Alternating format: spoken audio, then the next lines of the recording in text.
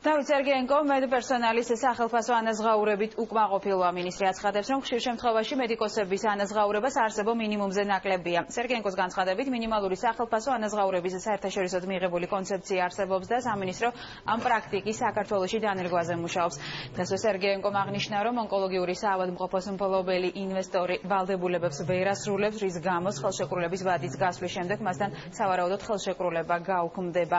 მინისტრი მარიხუანას ლეგალიზაციის საკითხსაც შეეხო და აღნიშნა, რომ ეს საკითხი არსებული სტატუსის გადახედვა საჭიროებს, თუმცა ქვეყანაში უახლოეს მომავალში მარიხუანა არ გაიყიდება.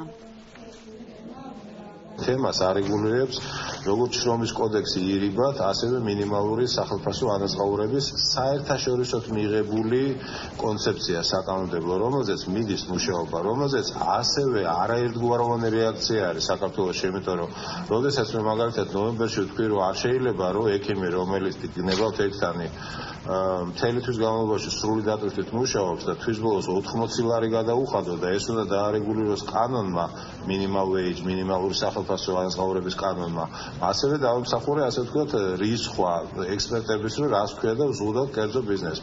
უკაცრავად რა ყველა იმ ექსპერტთა, რომელიც ესე ფიქრობს, რომ ამ ფულს სახელმწიფო იხდის ავადმყოფის მკურნალობაში და არა კერძო ბიზნესის გამყარებაში.